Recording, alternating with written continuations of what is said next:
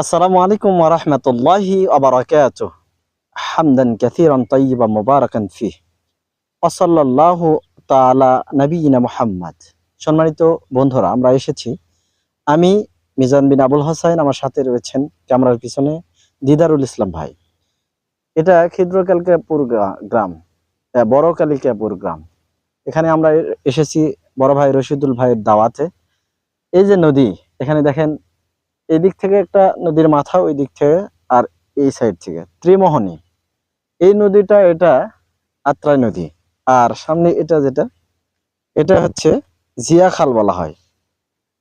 জিয়াউর রহমান এখানে খাল খনন শুরু করেছিলেন। আল্লাহ এর উত্তম প্রতিদান দান করুক। আমি এখানে এসে এত চমৎকার লেগেছে আমাকে, মনে করলাম যে আপনাদের সাথে একটু শেয়ার করি। তবে যেহেতু আমি প্রত্যেকটা ভিডিওতেই মেসেজ দেওয়ার চেষ্টা করি, তাই আপনাদেরকে একটা মেসেজ দিতে চাই। আব্দুল্লাহ ইবনে ওয়াহাব রাহিমাহুল্লাহ, তিনি চমৎকার একটা কথা উপস্থাপন করেছেন। তিনি বলেছেন যে দুনিয়ার যত ভোগ্য সামগ্রী রয়েছে, এর একটাই মাত্র স্বাদ, এবং মনে রাখবেন এই স্বাদটা আবার ফুরিয়ে যায়। কিন্তু ইবাদত এমন একটা বিষয়, ইবাদতের স্বাদ তিনটা। সুবহানাল্লাহ, তিন নদীর মোহনায় এসেছি।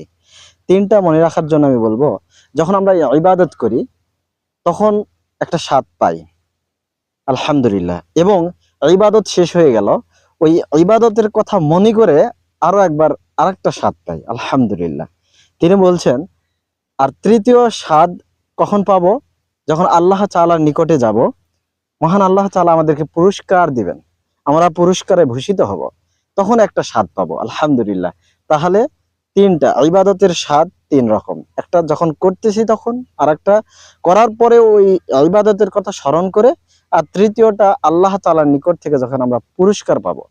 তাই আসুন আমরা ইবাদত করি এই লক্ষ্যে যে এর পুরস্কার মহান আল্লাহ তাআলার নিকট থেকে আমরা পাবো ইনশাআল্লাহ। এই লক্ষ্যে যদি আমরা ইবাদত করি তাহলে আমাদের রিয়া, লৌকিকতা হবে না, মানুষকে সন্তুষ্ট করা এটা উদ্দেশ্য থাকবে না। তাই আসুন আমরা ইবাদত করি মহান আল্লাহ তাআলাকে রাজি খুশি করার জন্য। আল্লাহ তাআলা আমাদেরকে তৌফিক দান করুক, শুধুমাত্র কেবলমাত্র তাকে সন্তুষ্ট করার লক্ষ্যে ইবাদত করার। আমিন। ওয়া আখিরু দাওয়ানা আনিল হামদুলিল্লাহি রাব্বিল আলামিন। আসসালামু আলাইকুম ওয়া রাহমাতুল্লাহি ওয়া বারাকাতুহু।